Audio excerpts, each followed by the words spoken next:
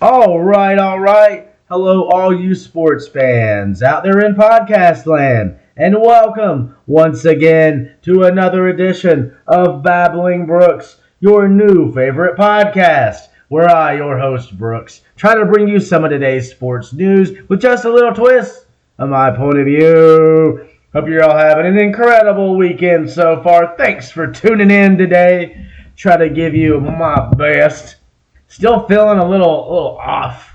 Just that annoying ass congestion that just won't go away. Yay, allergies or whatever the hell.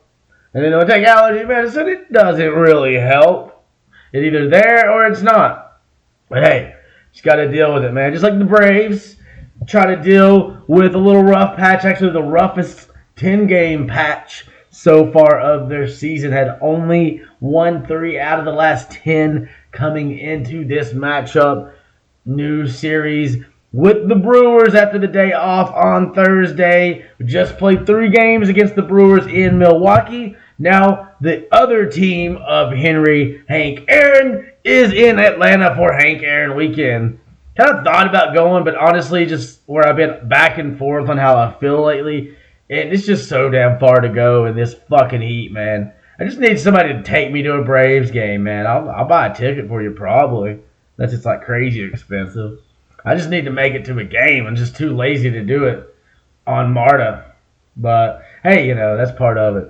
Hopefully we'll see. Maybe if I can switch up the schedule soon, be like off potentially in the middle of the week, like Wednesday, Thursday. Make it easier to do that Wednesday game because I won't be like waking up as tired maybe since, spoiler alert, hopefully not working nights for very much longer.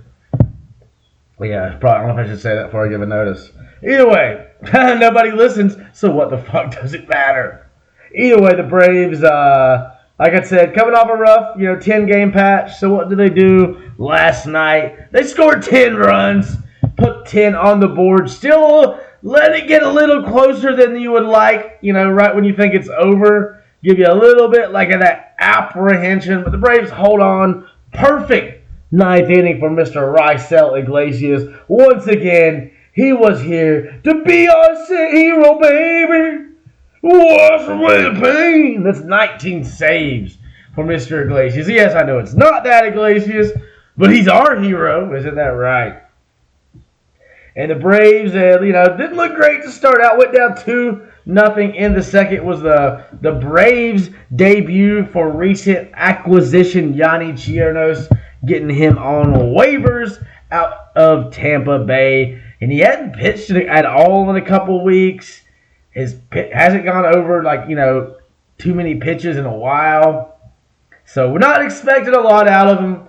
Almost got him through 4 innings, though. Ran into a little bit of trouble. But, excuse me. So I hate when water makes me burp. It's like, why? Why are you making me burp right now, water?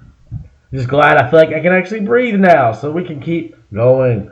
So the Braves, like I said, going down 2-0.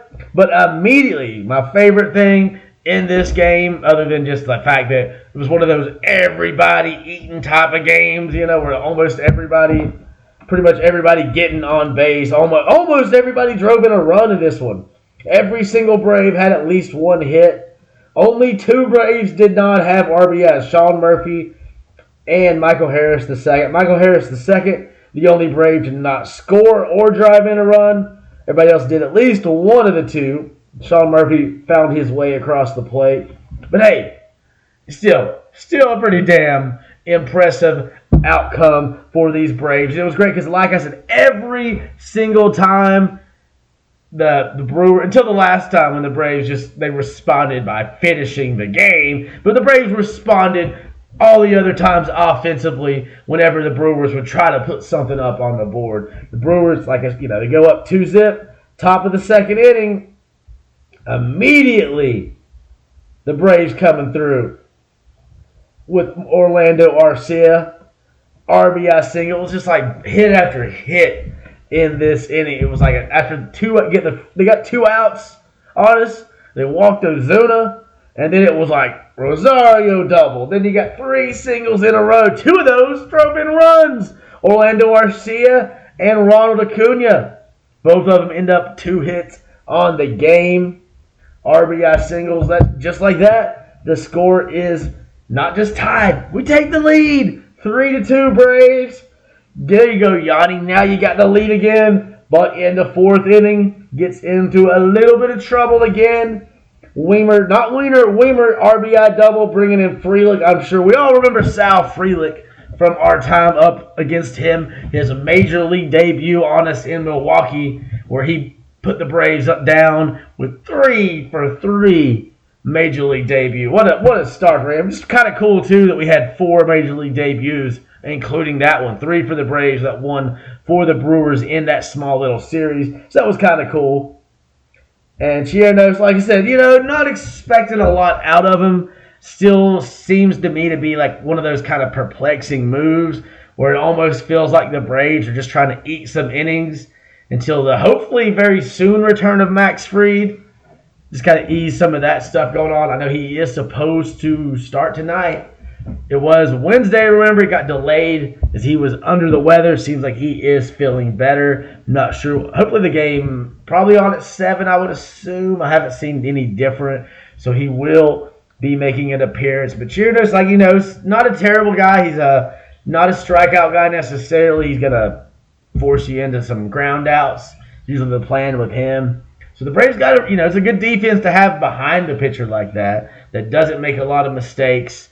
Very solid infield, deep, then of course out in center field, you got Michael Harris II. So Chirinos, he trying to get him out, he tries to get people out on contact, and it works okay.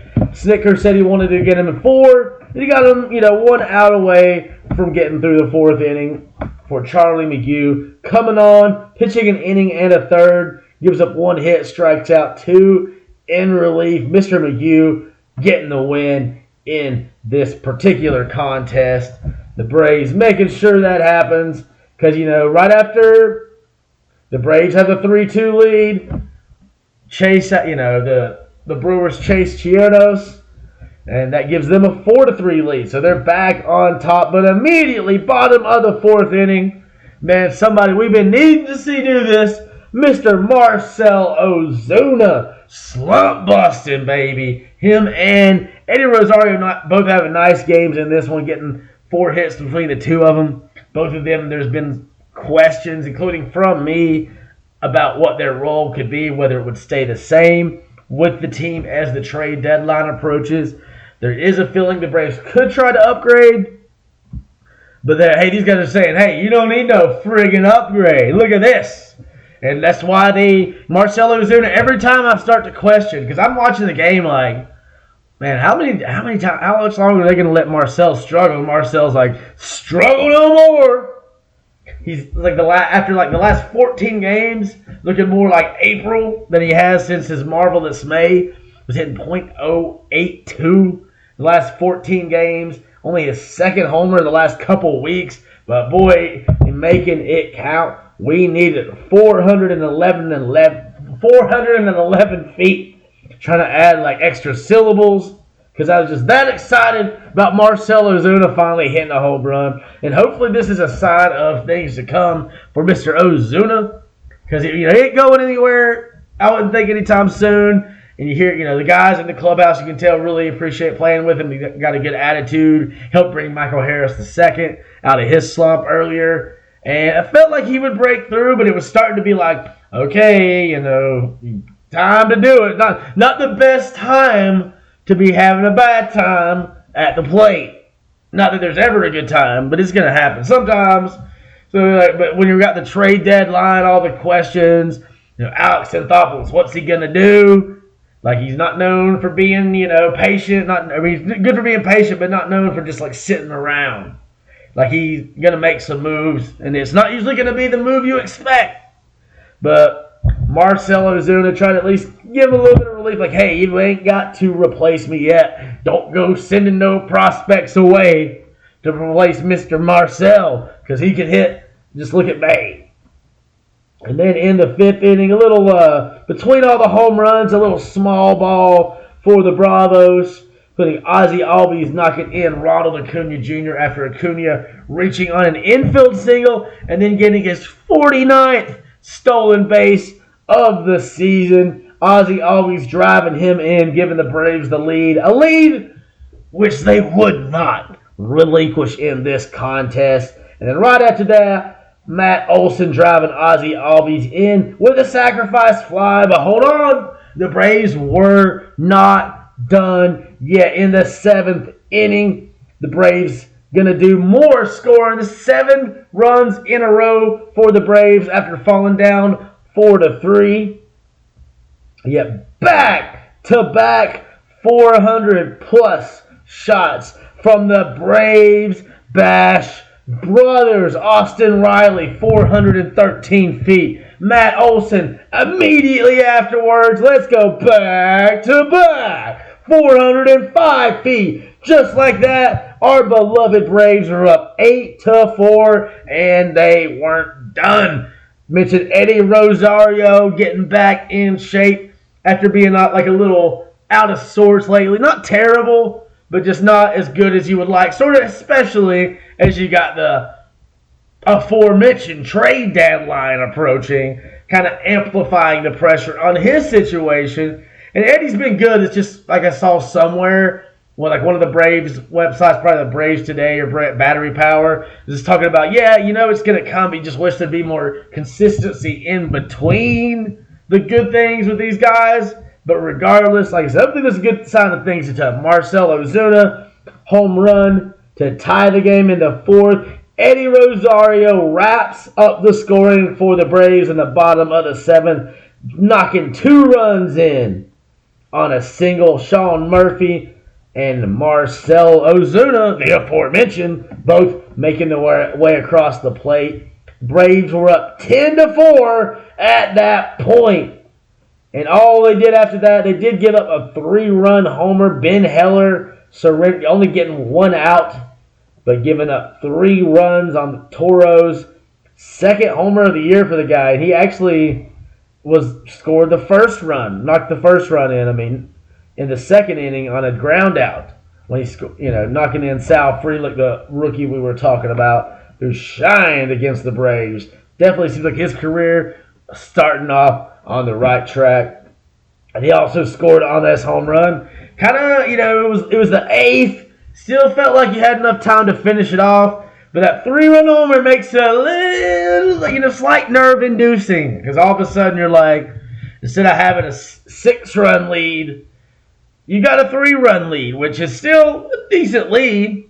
But when you just gave up a 3-run homer, that 3-run lead doesn't feel so solid.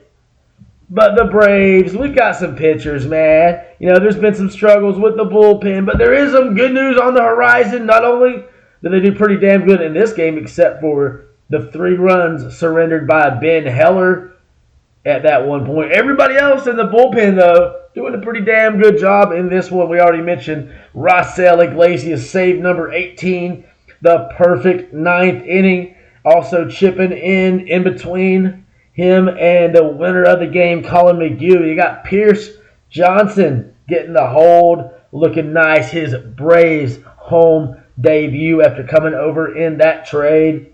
And next up, we'll see Taylor Hearn. I thought he was going to be a reliever, but looks like he may get a chance to start tomorrow's series finale in Atlanta against Milwaukee. I don't know if that means it's a bullpen game or if they think he might legitimately be able to start. From what I've seen, he's mostly been a reliever, but that's a whole other thing. But he did not. I was wondering why. It would explain why we haven't seen him in action yet, though. Whereas we've seen Pierce. I would assume Taylor's with the team, so maybe they shot him out there, see how he does. But Pierce getting the hold.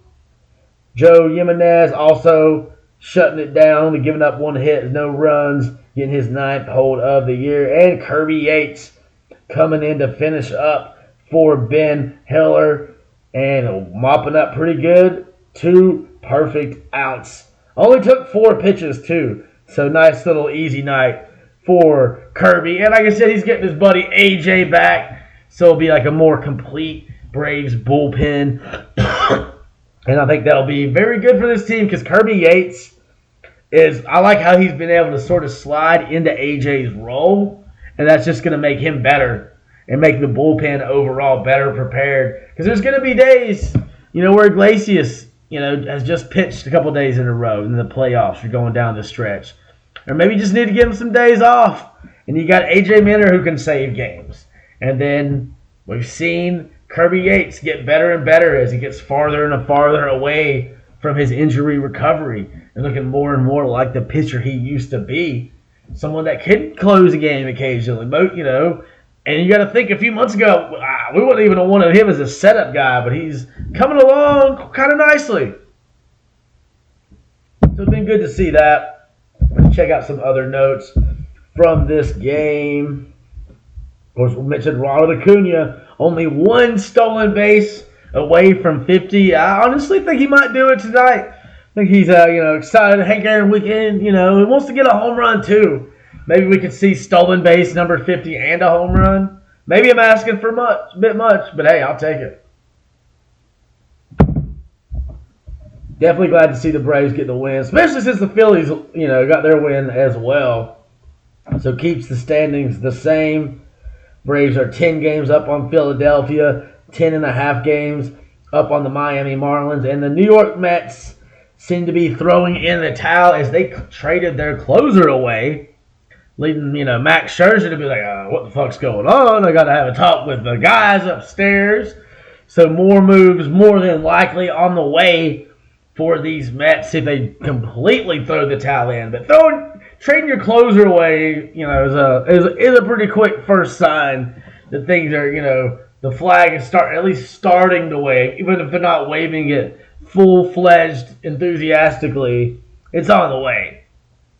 And the Braves, see what they do, the great thing about this team, and just having a great general manager like Alex Anthopoulos, a great manager who always seems to know what to do, and Brian Snicker, and just a winning team, a great team, you don't feel desperate to do a lot of things, but if the right thing, makes itself available, you'll take it. That's what was great, 2021, wouldn't have thought we would, why do we need all four of these outfielders, is this going to be too much? Is this really going to make a difference? And it did. We were out, then of course, we needed outfield depth so much because Acuna had been hurt for the season. And a lot of people forget, we would not have been able to probably make that World Series run if Acuna had not done so much to put us in a good position before he went down with an injury. But either way, so with this team though, that's not necessary. We might need one bat, one little bat for depth, and you might not even need that because look at how good this damn team's hitting. This is one of the best offensive teams ever. And I think they're going to keep going. You got 10 guys on this team that can hit home runs because you got the 2 catchers. You just got so much talent. And, maybe you wouldn't mind getting somebody an extra bat to have. But with the way Eddie plays and Marcell plays, the struggles, happen, but they get balanced out enough to be what do you're going to take, because you got to take the good with the bad with the good to a certain degree. Sometimes you got to have the bad at bats to get to the good ones, but you just want to try to minimize the bad ones in between. But only so much you can do, and you're gonna bring somebody in a new situation, totally reset the lineup. I mean, Snicker has not shown he barely changes the lineup other than switching the catcher back and forth. You don't see Kevin Pillar start a lot of games. Pretty much comes in for late inning relief. Forrest Wall, we've only seen a couple pinch running opportunities for him. And Charlie Culberson not really only had one at bat with the Braves this year because you don't want to mess with it too much. But at a certain point, do you start giving guys the occasional day off just to make sure they're nice and fresh for when it really matters? That's just kind of what's going on now with the Braves. You want to provide some release so some guys can have some days off. The whole rust versus rest argument that will never be settled because it's always going to be situational and back and forth a little bit. Let's see if I missed anything on my game notes, and then we'll just go into some other broader Major League Baseball stuff. Yep. Let's look at the box score. Let's talk about everybody was eating in this one. Those are the games you like. Love them, actually, I guess you would say. Acuna, 2 of 3, starting right at the top. Also with multiple hits in this one, Austin Riley, Matt Olson, both 2 of 4. Same for Marcell Ozuna and Eddie Rosario. Orlando Arcia, also 2 of 4. But just everybody getting hits in this one. Kind of surprised that everybody plays all the way through. Sometimes, but just great seeing what these guys can do. It's such a talented team. It's a fun team to watch. Just when you have so much action, like you can't step away. It's not like when you got like a pitcher hitting back in the day, or even sometimes in the past you'd have okay, Mark Lemke's probably not going to do anything until he dies. But they're sort of but with this. I mean, anybody could just knock it to another zip code. They're just such a strong hitting team, on pace to break records. Definitely breaking the Braves record for home runs in a season. Maybe the Major League record. I think they're on pace to come out just short. But this game probably put them back on pace to be ahead again after some not quite as great offensive games. And hopefully this isn't like a one-off. Hopefully this is, hey, the bats are back. And boy, we're ready to blister. Of course, Ronald Acuna is the best hitter on this team at 329. Sean Murphy hitting 282. Orlando Arcia right there, 290. Michael Harris the second, 274. Austin Riley, 272.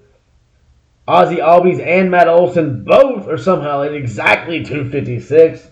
Marcell Ozuna been falling a little bit, falling in and out of love with you. I guess that's how Braves fans be doing Marcell Ozuna. We fall in and out of love with Marcell Ozuna, just depending on whether he's hitting the ball. Otherwise, you never know. At least they didn't go back to booing him this time. He's hitting 229. It's pretty good considering how he's had some really rough .0 something stretches here and there in between. And hopefully, like I said, that's not just a one-off. It's been a couple times where it feels like he's about to wake up that bat, and it kind of falls back to sleep a little bit.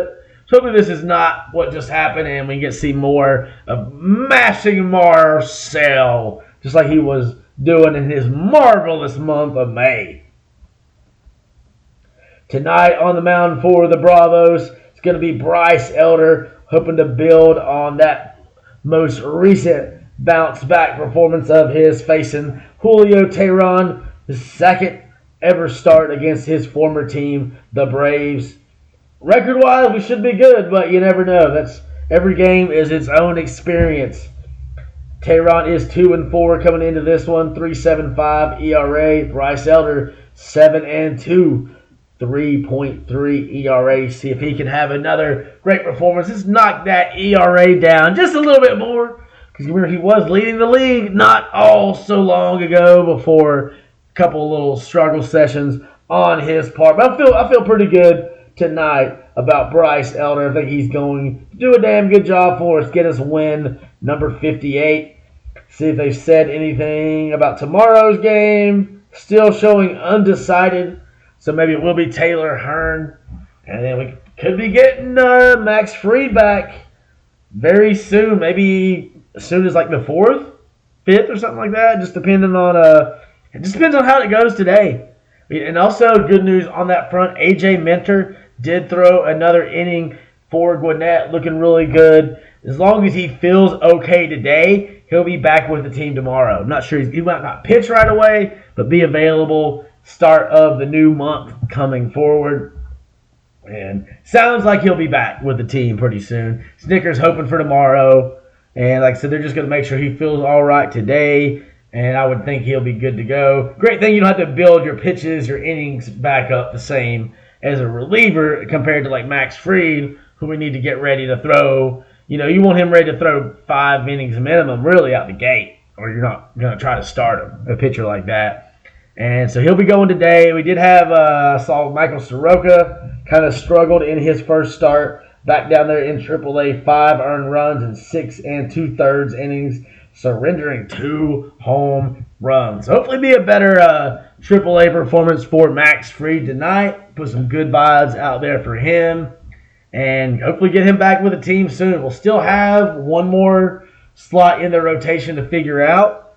Maybe that Michael Soroka, just because he has one bad start, doesn't mean he's doomed. Could just be just a frustrating situation to deal with him, thinking he's finally starting to earn a spot with the big team. Like he's not going to go anywhere, it looks like. And then, boom, it's sent right back down for a guy he's never heard of. Maybe he's heard of Yanni Chiernos, but I don't know. It's hard to tell. There's a lot of guys in baseball. He might not know, man. He can't keep up with all the other pitchers. So maybe you gotta just get his nerves right a little bit. Just probably upset. And even in AAA, you're gonna have those kind of things. At least you can look at it and say, at least he almost pitched 7 innings. It wasn't like he gave up 5 runs, 2 home runs in like an inning and a half. He did it over the course of a game. So hopefully he can still get that right. Still believe there could be a place for him in the rotation. And that's the thing too, like will Yanni Chiernos get another shot? Because he didn't do terrible considering he hadn't pitched in a couple weeks. Had been mostly pitching in relief when he had pitched most recently with the Rays. So maybe you try to give him another chance, see how he handles it. Because you did just, get him off waivers. You don't want to give up on him that quick. So I would assume he'll probably get one more start. And, then you get Max back. And then they'll decide, is Soroka ready? Or do they try to bring A.J. Smith-Shawver or someone else up to give them a chance? Haven't heard much about A.J. His stats not looking great, but not like, oh my God, that's terrible. And he's really young. He's gonna have some speed bumps, like for sure, along the way. Like come up real quick. I think they were just kind of giving him a taste, seeing what they got. We got to be in playoff mode. The division is the Braves. Like they've got it. It's the point where like, okay, what are we gonna do in October? So how will they handle this? Because we got a lot of guys playing every game, and it's great until it's not. Because it's a long, long season. Is it really necessary? I know some of these guys pride themselves on playing 162 games, but as a manager, as an organization, is that really what's best always? Because you don't want them to like get out of, just take. I'm not saying take them out for like extended periods, because you really don't want to mess with rhythm. Baseball it's very rhythm based, not like the same quite as basketball. It's not have the same rhythm, but it's still, especially when it comes to swinging that damn bat, it's all about getting that rhythm, getting your timing right. But I'm just saying, they got to at least consider giving some of these guys the occasional day off.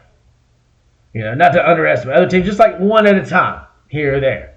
Just to say, just to get a little bit of rest, because you want them to play great right now, but what's even more important is how are you going to play, when you're facing them damn wild card Phillies.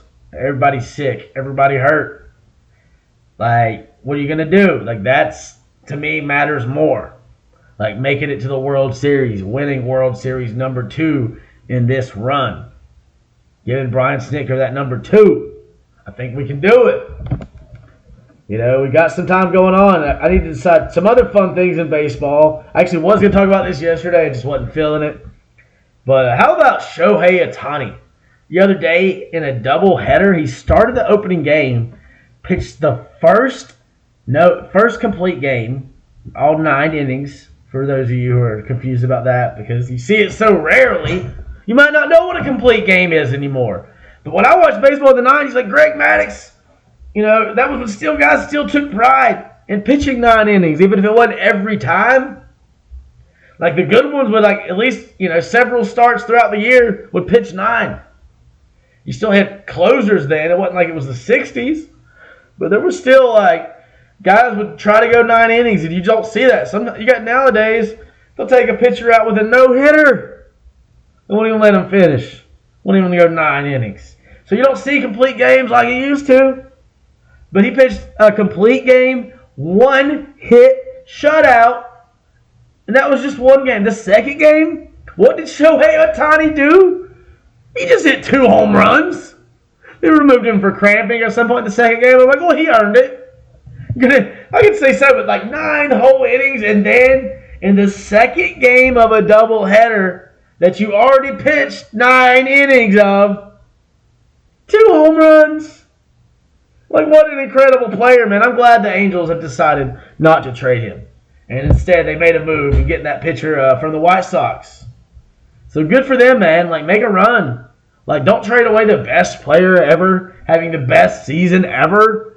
Good for you, Angels. Good for you. I'm glad they did that because I was like, man, this is going to be terrible. It's going to trade. I get it. You don't want to lose him for nothing. But you also don't want to give away. Because maybe you can win some games. Like, he's not saying he has to, like, win the World Series to stay. But maybe he thinks about staying more if they can at least show they can compete. At least, like, have a chance of making the World Series. First step, make the playoffs. They just haven't done that. Wasted all these years of Trout. All these years of Ohtani. It's like, how do you not win more games? I do not understand. But now they're winning, even without Trout.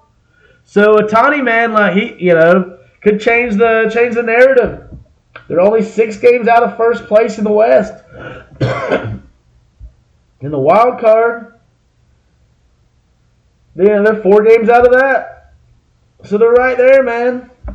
Special. Let's look around the number 1 teams in each division real quick before we call it a day. Baltimore Orioles still a game and a half up on the Tampa Bay Rays. They have won 6 of their last 10. Good job, Orioles.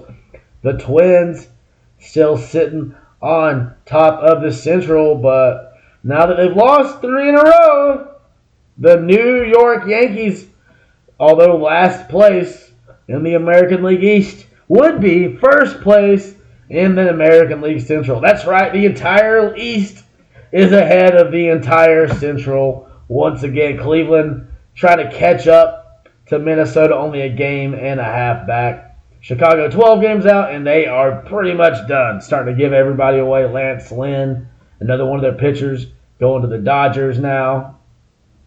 So it's a 3-man race. How about that? The Tigers being the team that has a chance and not the White Sox. That kind of surprises me.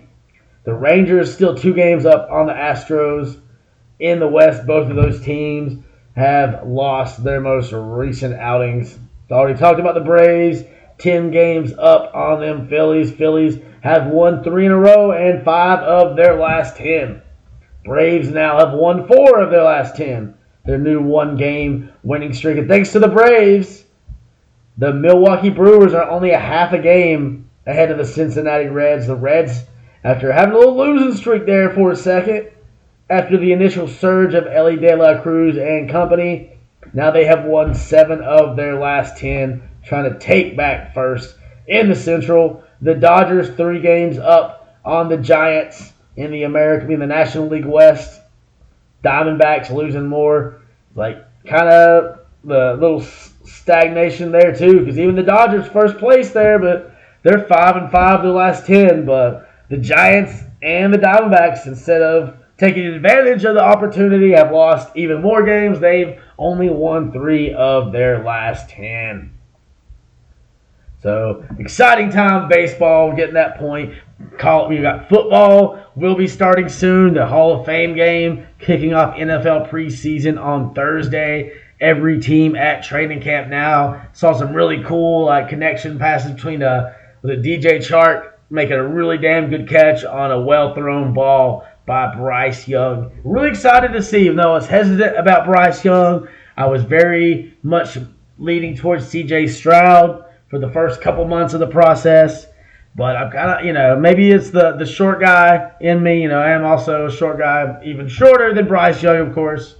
Like I'd look like a child on a football field, like a small child. But we got Bryce Young, like just the excitement he brings, hearing it from former Panther veterans like Thomas Davis around the team, comparing the energy he brings to the team to that of Cam Newton, who was not just an outsized personality, but an outsized man. And I still miss Cam Newton. I still think the Panthers did him dirty. But at least we have a quarterback now after all these years of Teddy Bridgewater. That's the guy that's going to, replace Cam. And then everyone else in between, all these reclamation projects.